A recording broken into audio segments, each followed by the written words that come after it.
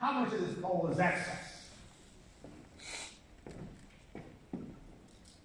So we went to the European Working Conditions Survey, which provides data on exposures comparable to the US.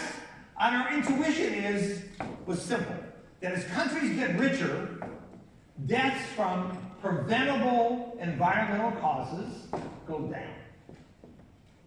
So if you go to the OECD data, you cannot find data on how many people in Europe die from water pollution, because nobody does.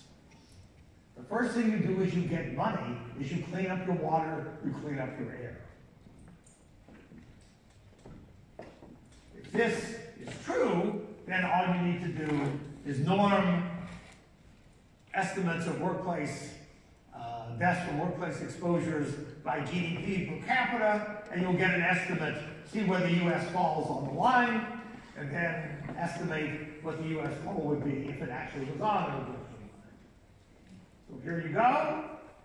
By the way, this is true for both tuberculosis and air pollution, where the GDP per capita is negatively related to preventable deaths.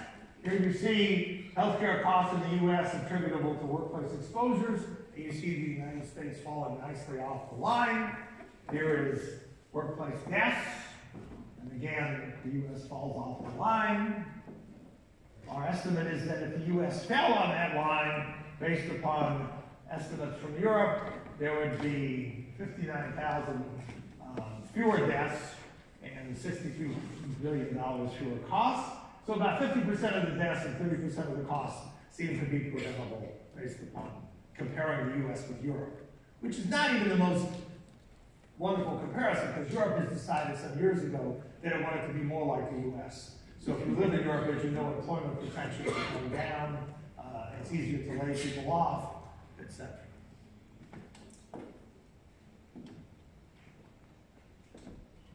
We're telling people for no reason. Layoffs increase fear. Layoffs disrupt networks of relationships.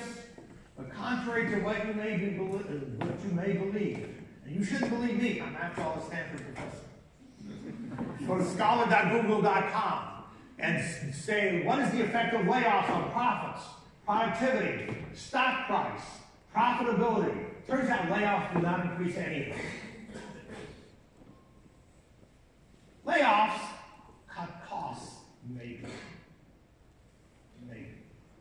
But most organizations do not have a cost problem. They have a revenue problem. I have a friend, Amir Dan Rubin. He used to run Stanford Healthcare. He now runs an organization in the Bay Area called One Medical that delivers primary care in the Bay Area and several other places around the U.S. Amir Rubin just got rid of his CFO. Got a new CFO. The CFO was always into cutting costs. He said, our problem is the cutting costs. At our current level of patient demand, we will never be able to cut our way to prosperity. We need to add margins and we need to add patients. And if you have sufficient revenue, the cost won't matter. Layoffs do nothing to affect a company's ability to satisfy customer needs in a positive way. They don't affect companies' ability to innovate in a positive way. Layoffs basically do not solve any business problem. This Heinz has not figured out. The Economist magazine published this fabulous chart. On the horizontal axis, hours worked by country, average hours worked by country. On the vertical axis, productivity, linearly down. The more hours you work, the less per hour productivity you have. Countries, wrong level of analysis. For 18 industries in the U.S., longitudinal study found that the use of overtime hours lowers average output per hour worked for almost all industries. An analysis of 18 OECD countries since 1950 found that an increase in working time was, look at the word always, accompanied by a decrease in per hour productivity. My friend Morton Hansen at UC Berkeley did a fabulous book that some of you may have seen. It's called Great at Work. Great at Work was a study of 5,000 people, asked the question, what makes you a high performer? Not hours. There is no relationship between hours and job performance. There is a relationship, he found, between spending your time on high-impact activities and performance.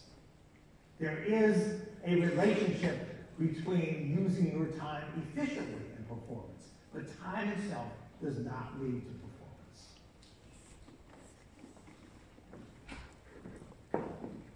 So what should we do? There are lots of funny questions. Number one, you want to measure health and well-being. People say, oh, Jeffrey, it's too hard. It actually isn't. A single item measure of self-reported health. Scale of 1 to 5, bad to excellent. Scale of 1 to 7, scale of 1 to 9. A single item measure of self-reported health prospectively predicts mortality and morbidity. Controlling even for your current health status, controlling for current levels of biomarkers, controlling for all kinds of things. This is true for populations, old, young, racial minorities. It's the most validated measure in the world. A single item measure. Every organization I know is doing employee surveys and a single item measure. How healthy are people? Hold managers accountable. If you're making your employees sick, maybe you ought to work for my competitor. Let them make it. Measure prescription drug use. My friend on the plane said everybody who works with me is on antidepressants. She said, I joined this organization, the tower. I went on antidepressants 1 week later. Everybody's on antidepressants. Silicon Valley, everybody says, I want to be like Silicon Valley. Don't be so sure. The Silicon Valley is awash in both legal and illegal drugs. Awash. I have a friend who I'm going to see tomorrow night for dinner, Leanne Williams. You're going to look her up. She's at Stanford, Leanne Williams, L-E-A-N-N-E Williams. She does neuroimaging of the Silicon Valley population who are willing to come into her lab and be neuroimaged. Depression is not something just in your head. You can see it in the neuroimaging of the brain. This is a real disease. Leanne, tell me about the Silicon Valley. She said, sickest place I've ever seen. Drugs, alcohol, cocaine. Cocaine's a nice upper. Don't believe me. I'm a Stanford professor. The Palo Alto Medical Foundation, right down the road, sends mobile vans to high-tech companies. Why do we need to send mobile vans to high-tech companies, which are filled with high-paid engineers, all of whom have health insurance? Because the engineers believe that what they are doing is so valuable that they cannot go to the doctor. In the New York Times article describing this, the Palo Alto Medical Foundation guy who runs the mobile van service describes seeing somebody as this individual is getting a physical exam, they're on their cell phone. They cannot get off the device long enough to be examined. He says, I have seen 30-year-old engineers with 50-year-old bodies. And he describes the symptoms, the spine curvature, the metabolism, the blood chemistry, the glucose levels. Then he says, by the way, if you're a 30-year-old with a 50-year-old body, the odds of you getting your 30-year-old body back are not high.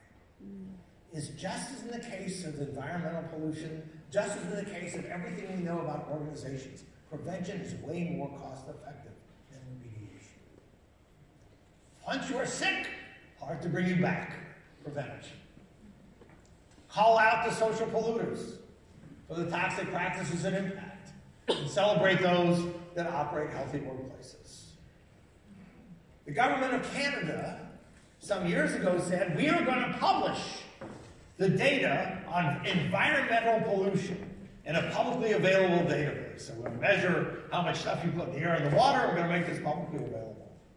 I tell people, and I'm trying to do this with my friend Mikhail Kaczynski and with some other people, can we actually identify, through using social media, Twitter posts and other stuff, can we identify the unhealthiest workplaces?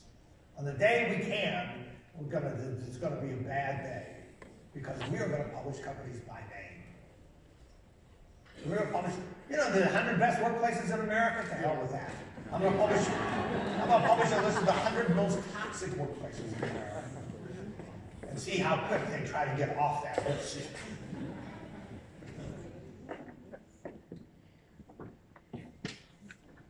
We need policies that reflect the costs and consequences of managerial decisions. At the moment, most healthcare costs are externalized to the larger society. We decided 50 years ago that if you put stuff into the air and the water, particularly the water, I pollute the water, water goes downstream, somebody else has to pay to clean it up. We decided that wasn't actually a good way to operate.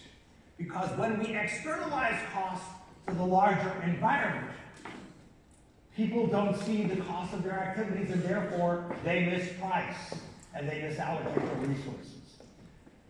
I live in a city, but this is true for all cities in the United States, is mandatory garbage collection.